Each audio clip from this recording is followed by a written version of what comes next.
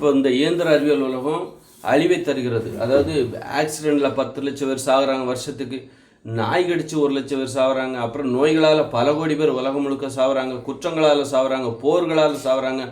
ஆனாலும் இந்த உலகத்தை விட்டு நம்ம விட மாட்டேறோம். வாங்க போகலாம், நம்ம காட்டுக்கே திரும்பி போகலாம், காட்டிலேருந்து தானே வந்தோம், கிராமத்துலேருந்து தானே வந்தோம், அங்கேயே திரும்பி போகலாம், இந்த இயந்திர அறிவியல் உலகம் நமக்கு வேண்டாம் அப்படின்னு நம்மளால் ஏன் விட்டுட்டு வர முடியல? எவ்வளோ கொடூரமான வாகன விபத்துகள், மோட்டார் குற்றங்கள், ஏகப்பட்ட வன்முறைகள் எல்லாமே நடக்குது, நோய்கள், ஏகப்பட்ட நோய், கோடிக்கணக்கான பேர் சாவுறாங்க.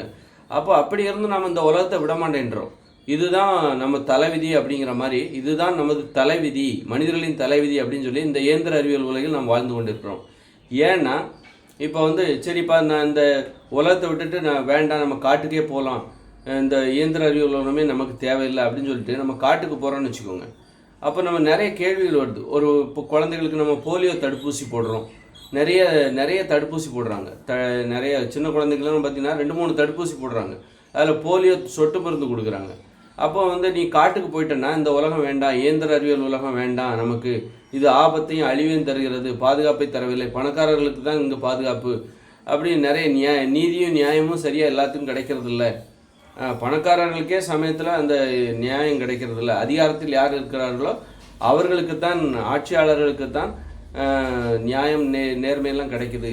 அப்படி இருக்கும்போது நாம் எதுக்கு இங்கே இருக்கணும், வா போகலாம் அப்படின்னு சொல்லிட்டு காட்டுக்கு போகலாம், நம்ம இந்த வேண்டாம், இந்த இயந்திர அறிவியலுமே வேண்டாம் அப்படின்னு சொல்லிட்டு காட்டுக்கு ஏன் போக மாட்டேன்றாங்க அப்படின்னா, அங்கே காட்டுக்கு நம்ம போகும்போது இந்த போலியோ தடுப்பூசி, நிறைய நோய்களுக்கான தடுப்பூசியெல்லாம் அங்கே கிடைக்காதுல்ல.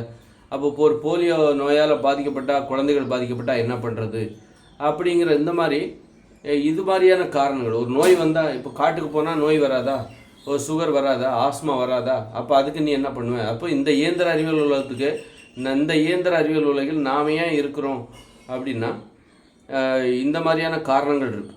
இந்த போலியோ தடுப்பூசி, அப்புறம் நிறைய சின்ன குழந்தைங்களுக்கு போடுற தடுப்பூசி, சொட்டு மருந்து, இந்த மாதிரியான காரணங்களை சொல்லிட்டு தான் நாம் இந்த இயந்திர அறிவியல் உலகத்திற்கு நாம் அடிமையாகி கிடக்கிறோம். இதுதான் நமது தலைவிதி, எவ்வளோ துன்பம் வந்தாலும் இதுதான் நமது தலைவிதி என்று நாம் நினைத்து கொண்டிருக்கிறோம்.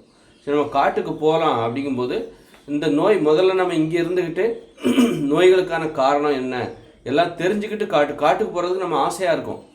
நம்ம கிராமத்திற்கு போய் வாழ்வதற்கு, இயற்கையோடு இணைந்து வாழ்வதற்கு நம்ம ரொம்ப ஆசையாக இருக்கும். ஒரு கொடைக்கானல், ஊட்டிக்கெலாம் போகிறோம்ல, எவ்வளோ ஆசையாக கொடைக்கானல், ஊட்டிக்கெலாம் போகிறோம், ஒரு இயற்கையை பார்க்குறதுக்கு எவ்வளோ ஆசையாக போகிறோம். அப்போ அங்கே போய் வாழணும், அங்கே தான் உனது வாழ்க்கை என்றால் அது எவ்வளோ ஆசையாக இருக்கும். ஆனால் போவதற்கு நாம் தயார் தான், மனுஷங்க தயார் தான், போகலாம், ஒன்றும் பிரச்சனை இல்லை. ஆனால் அங்கே உனக்கு ஒரு போலியோ நோய் வந்ததுன்னா என்ன பண்ணுவேன்? அல்லது ஒரு தட்டம்மை, சின்னம்மை, பெரியம்மை, ஊசியெல்லாம் போடுறாங்களா, அந்த நோயெல்லாம் வந்தால் என்ன பண்ணுவேன்? ஒரு ஆஸ்துமா வந்தால் என்ன பண்ணுவேன்? காட்டில் போய் வாழ்கிற உனக்கு சுகர் வராதுங்கிறதுக்கு என்ன நிச்சயம்? அப்போ நம்ம அங்கே காட்டில் போய் வாழ்கிறதுக்கு ஆர்வமாக இருந்தாலும் நமக்கு நிறைய கேள்விகளுக்கு பதில் கிடைக்கணும். போலியோ நோய்க்கு என்ன, அதுக்கு என்ன தீர்வு வச்சுருக்கியா? காட்டில் போய் வாழலாம், அப்போ நம்ம போலியோ நோய்க்கு உனக்கு ஏதாவது தீர்வு இருக்கா? அல்லது ஒரு ஆஸ்துமா நோய்க்கு உனக்கு ஏதாவது தீர்வு இருக்கா? என்ன காரணம்னு தெரியுமா? காட்டில் போய் வாழ்ந்தால் அதற்கு ஏதாவது மருந்து ஏதாவது வச்சுருக்கியா? வராமல் இருப்பதற்கு ஏதாவது உங்கள்கிட்ட ஏதாவது காரணங்கள் இருக்கா, விதிமுறை? அப்போ சொல்லு, அப்போ நம்ம தைரியமாக காட்டுக்கு போகலாம். காட்டில் வாழ்கிறதுல எல்லாத்துக்கும் ஆர்வமாக இருக்காங்க, நிம்மதியாக கிராமத்தில் வாழ்வதற்கு ஆர்வமாக தான் இருக்காங்க. ஆனால் அங்கே போனால் இந்த மாதிரி நோய்கள் வந்தால் என்ன பண்ணுவேன் நீ? நோய்களுக்கு என்ன தீர்வு இருக்குது? அதே மாதிரி காட்டில் சமத்துவமாக வாழ்வோமா அப்படிங்கிற நிறைய கல்வி அறிவுன்னா என்ன, அங்கே கல்வி கிடைக்குமா, அறிவில்லாமல் போய்விடுவார்களோ, இங்கே நம்ம படிக்கிறோம் அப்படிங்கிற நிறைய கேள்விகள் இருக்குது. முதல்ல நான் நோய்களுக்கு நான் வரேன். போலியோ நோய் இதெல்லாம் ஏன் வருது, சுகர் ஏன் வருது, ஆஸ்மா ஏன் வருது? நம்ம உணவு தான் காரணம். இந்த அரிசி, கேழ்வரகு, கோதுமை, மாமிசம், மீன், முட்டை, தயிர், மோர், பால், வெண்ணெய், நெய், தேன், இந்த உணவுகள் தான் நோய்களுக்கு காரணமானது. அதனால் இதை சாப்பிடாவிட்டால் நமக்கு நோயே வராது, எந்தவித நோயும் வராது. எல்லா நோய்களுக்கும் என்ன காரணம்?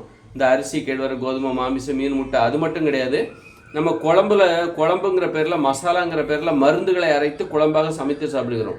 சீரகம், வெந்தயம், ஓமம், சுக்கு, கடுகு, பூண்டு, அப்புறம் இஞ்சி, இப்படி மருந்து, இது எல்லாமே மருந்து. இதைத்தான் மசாலாங்கிற பேரில், இதில் ஒரு தேங்காவை வச்சு அரைச்சி நம்ம என்ன பண்ணுறோம், மசாலாங்கிற பேரில் குழம்பு வச்சு அதில் 2 காயை போட்டு வேக வச்சு சாப்பிட்டுட்டு இருக்கிறோம். சின்ன வயசுலேருந்து இந்த மருந்தை சாப்பிட்டுக்கிட்டே இருக்கும், குழம்புங்கிற பேரில் மருந்தை சாப்பிட்டுக்கிட்டே இருக்கும். அதுபோல் அரிசி, கேழ்வரகு, கோதுமை, மாமிசம், மீன், முட்டை, தயிர், மோர், பால், வெண்ணெய், நெய், தேன், இதுவும் மனிதனுடைய உணவு கிடையாது. இதையும் நம்ம சாப்பிட்றோம். இது ஒரு ஊக்க மருந்து, அளவுக்கு அதிகமான வலிமை தருகிற ஒரு ஊக்க மருந்து, அரிசி, கோதுமைலாம். ஆடம்பரமாக வாழ்வதற்கு நமக்கு அளவுக்கு அதிகமான வலிமை தேவைப்படுகிறது. அந்த வலிமையை இந்த ஊக்க மருந்து, இந்த உணவு தான் தருகிறது. அரிசி, கேழ்வரகு, கோதுமை தான் தருகிறது. அப்போ அந்த மாதிரி தான் நம்ம சாப்பிட்டுட்ருக்கோம். இதனால தான் நமக்கு ஏற்படுகிற பக்க விளைவுகள் தான் நமக்கு நோய்கள் வருவதற்கு காரணமாக இருக்குது. நமக்கு ஏன் போலியோ வருது, நமக்கு ஏன் நிறைய நோய்கள் ஏன் வருது, கொரோனா கூட ஏன் வருது அப்படின்னா நாம் உண்ணுகிற உணவு தான் காரணம். மருந்துகளை நம்ம சாப்பிட்டுட்ருக்கோம். சின்ன வயசுலேருந்து சீரகம், கடுகு, வெந்தயம், ஓமம்னு சொல்லிட்டு, சுக்கு, பூண்டுன்னு சொல்லிட்டு மருந்தாக அரைச்சி குழம்பு ஊற்றி சோத்தில் சாப்பிட்றோம். ஊக்க மருந்தாகிய அந்த சோறுங்கிறது ஊக்க மருந்து. கோதுமை இதெல்லாம் ஊக்க மருந்து, அளவுக்கு அதிகமான வலிமை தருகிற ஊக்க மருந்து. அந்த மருந்தில் இந்த மருந்து எது, சீரகம், வெந்தயம், ஓமம், சுக்கு இதெல்லாம் கலந்து மசாலாங்கிற பேரில் குழம்பு இருக்குல்ல, இது ஒரு மருந்து. இது ஊக்க மருந்து. எது, இந்த உப்பெல்லாம் பார்த்தீங்கன்னா அதெல்லாம் ஒரு மருந்து. இப்படி மருந்துகளை தான் நம்ம சாப்பிட்றோம். உணவுங்கிற பேரில் மருந்து சாப்பிட்றோம். எல்லாமே ஊக்க மருந்து சாப்பிட்றோம். என்ன மருந்து சாப்பிட்றோம்? ஊக்க மருந்து. இந்த இயந்திர அறிவியல் உலகில் கஷ்டமான வேலைகளை செய்யணும், 8 மணி நேரம் உழைக்கணும், அடிமையாக உழைக்கணும், மற்றவங்கள வேலை வாங்கணும், இதுக்கு அளவுக்கு அதிகமான வலிமை தேவை. வேலை வாங்கணும்னா நமக்கு மனசுக்குள்ள ஆசைகள் வேணும். அந்த ஆசைகளை தூண்டுகிறது இந்த ஊக்க மருந்து தான். இந்த உணவை சாப்பிட்டீங்கன்னா உங்களுக்கு பேராசைகள் பிறக்கும். ஆசையை துன்பத்துக்கு காரணம், பேராசைகள் பெருந்துன்பத்துக்கு காரணம். அந்த துன்பத்திற்கு காரணமான இந்த உணவுகள் தான் காரணம். இந்த உணவுகள் தான் பெரிய பெரிய லட்சியங்களை உருவாக்குகிறது, பெரிய பெரிய கனவுகளை உருவாக்குகிறது. அதனால தான் பெரிய பெரிய துன்பங்களும் அதனால தான் வருது. நீ ஒன்று பேராசைக்காக நீ என்ன பண்ணுற, இந்த மாதிரி உணவுகளை சாப்பிட்ற, பேராசைகளை தூண்டக்கூடிய சோறு இதெல்லாம் சாப்பிட்ற, அளவுக்கு அதிகமான வலிமை தூண்டக்கூடிய உணவுகள், அதனால பெரும் துன்பம் ஏற்படுகிறது. அதுதான் நோய்கள். பக்க விளைவுகளால் ஏற்படக்கூடியது தான் சின்ன வயசுலேருந்து நீ மருந்து சாப்பிட்ற, ஊக்க மருந்தாகிய சோறு, பூரி, பொங்கல், தோசை, கோதுமை இதை சாப்பிட்ற. அப்புறம் இன்னொரு மருந்து என்னது, இந்த மசாலாங்கிற பேரில் குழம்பு ஊற்றி சாப்பிட்டுட்டு இருக்க. இப்படி சின்ன வயசுலேருந்து மருந்தையாக நீ சாப்பிட்டு கடைசியில் என்ன ஆகுது அப்படின்னா உனக்கு நோய்கள் வருகிறது. அது குழந்தைகளையும் பாதிக்கிறது. குழந்தை பருவத்தில் போலியோ நோய் வருவதற்கு காரணம், எல்லா நோய் வருவதற்கும் இதான் காரணம், இந்த உணவு முறை தான் காரணம். அப்போ இந்த உணவுகளை தவிர்த்து விட்டு காய்கறிகள், பழங்கள், கீரைகள், கிழங்குகள், பயிர்கள், பருப்புகள், கடலைகள், காளான், இலைத்தலைகள் இதுதான் மனிதர்களின் உணவு. இதை உப்பு சேர்க்காமல் பச்சையாகவோ வேக வைத்தோ சாப்பிடு, அல்லது வறுத்து கூட சாப்பிடு. ஆனால் உப்பு மட்டும் சேர்த்துறாத. இப்போ இந்த உணவை சாப்பிட்டால் அதோட நீ இந்த உணவை சாப்பிட்டா உனக்கு நோய் வராது. அதுபோல் உடல் உழைப்பு, நீ காடுகளுக்கு போயிடு, இதுதான் உனது உணவு. நம்ம இங்கேருந்து தெரிஞ்சுக்கிட்டோம் நோய்களுக்கான காரணம் இந்தந்த உணவுகள் தான். அரிசி தான், மாமிசம், மீன், முட்டை, அப்புறம் சீரகம், வெந்தயம்னு சொல்லிட்டு நம்ம மருந்து சாப்பிட்டுட்ருக்கோம். இதுதான் நோய்களுக்கு காரணம். அப்போ இதை சாப்பிடாமல் இருந்தால் நம்ம நோய்கள் வராது. அப்போ இங்கே இருந்துக்கிட்டு நம்ம தெரிஞ்சுக்கிட்டோம், ஓஹோ நோய்களுக்கு இதான் காரணம். வா காட்டுக்கு போகலாம், தைரியமாக போகலாம் இனிமேல். ஏன்னா நமக்கு நோய்கள் வரப்போதில்லை. வா காட்டுக்கு போகலாம். காட்டுன்னா கிராமம், மனிதர்களுக்காக பாதுகாப்பை தருகிற ஒரு காடு தான் கிராமம். அப்போ கிராமத்துக்கு போகலாம், வா போகலாம் அப்படின்னு சொல்லிட்டு தைரியமாக போகலாம். என்ன உத்தரவாதம், அங்கே போனால் நோய் வராது என்பதற்கு இப்போ நமக்கு கண்டுபிடிப்பு வந்தாச்சு. நோய்களுக்கு இதுதான் காரணம். அங்கே போனாலும், நம்ம கிராமத்துக்கு போனாலும் அல்லது காடுகளுக்கு போனாலும் நாம் எதை சாப்பிடக்கூடாது என்பதை முதலில் தெரிந்திருக்க வேண்டும். இந்த மாதிரி உப்பு போட்டது, கோதுமை, அரிசி இதெல்லாம் சாப்பிடக்கூடாது. மாமிசம்லாம் சாப்பிடக்கூடாது. தேன்லாம் சாப்பிடக்கூடாது. தேனீக்களுக்கான உணவு. பால்லாம் குடிக்கக்கூடாது. கன்றுக்குட்டிக்கான உணவு. இந்த மாதிரி எதை சாப்பிடக்கூடாது, சாப்பிட்டால் என்ன நடக்கும், நோய்கள் வரும். அதனால் நீங்கள் இதை சாப்பிடாமல் இருந்துட்டாலே எந்தவித நோயும் வராது. வாங்க தைரியமாக காட்டுக்கு போகலாம். இந்த இயந்திர அறிவியல் உள்ளது தான் நமது தலைவிதி என்று நாம் இதுக்கு அடங்கி கிடக்க வேண்டிய அவசியம் கிடையாது.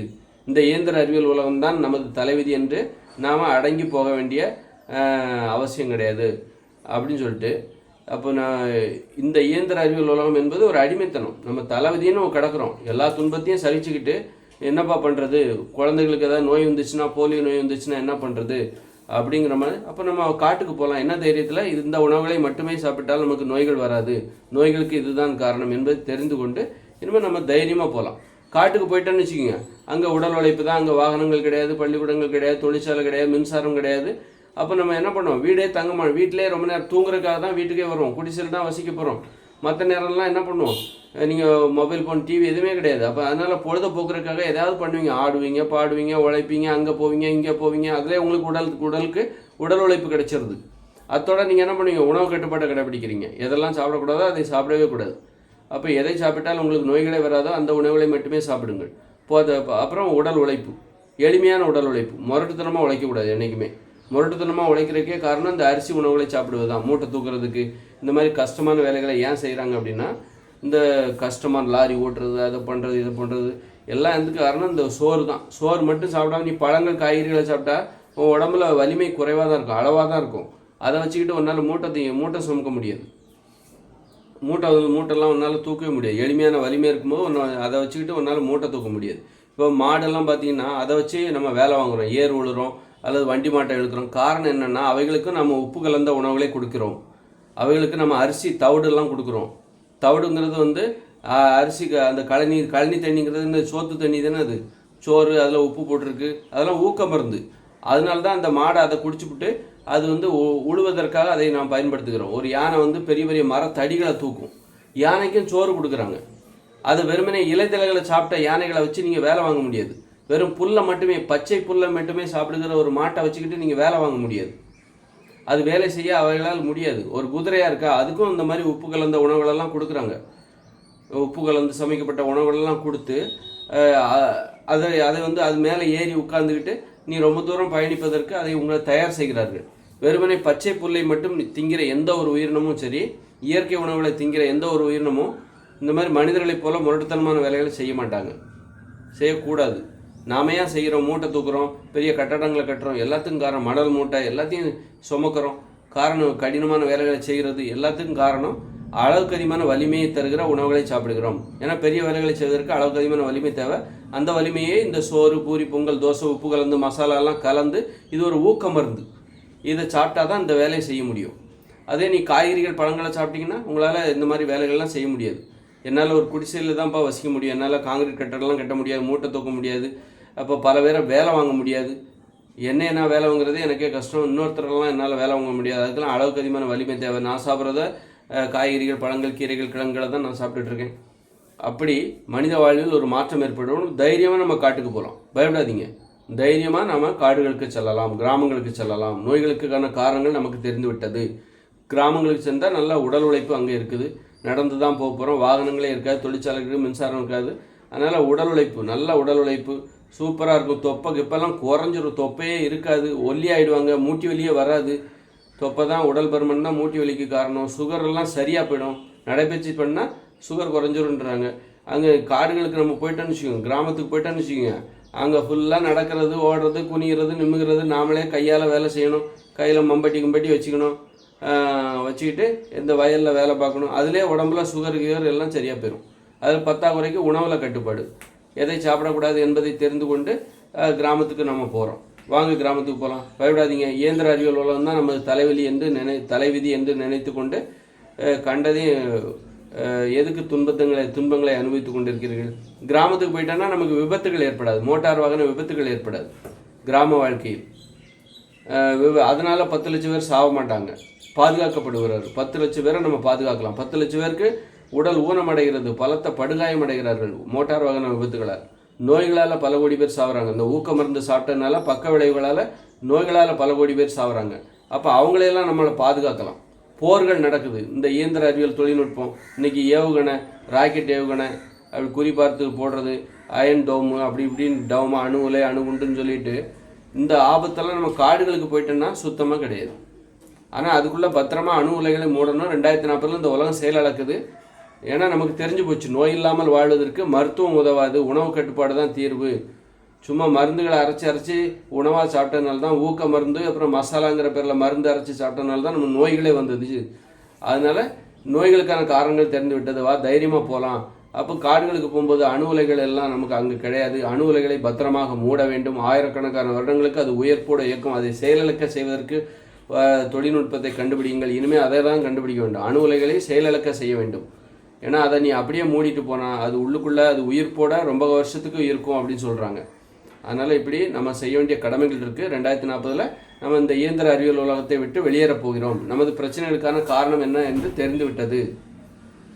பெண் அடிமைத்தனத்துக்கு கூட இந்த அளவுக்கு அதிகமான வலிமை தருகிற உணவுகளை சமைத்து சாப்பிடுவது தான். மனிதர்களுக்கு அளவுக்கு அதிகமான வலிமை வரும்போது ஆண்கள் என்ன பண்ணுறாங்க? எளியவர்களை அடக்கி ஒடுக்கி அடிமைப்படுத்துகிறார்கள், அவமானப்படுத்துகிறார்கள். அந்த வகையில் பெண்கள் எளிதாக தெரிகிறது ஆண்களுக்கு, அடக்குவதற்கும் அவமானப்படுத்துவதற்கும் அடிமையாக்குவதற்கும். இப்படி நம்ம வாங்க போகலாம் காட்டுக்கு.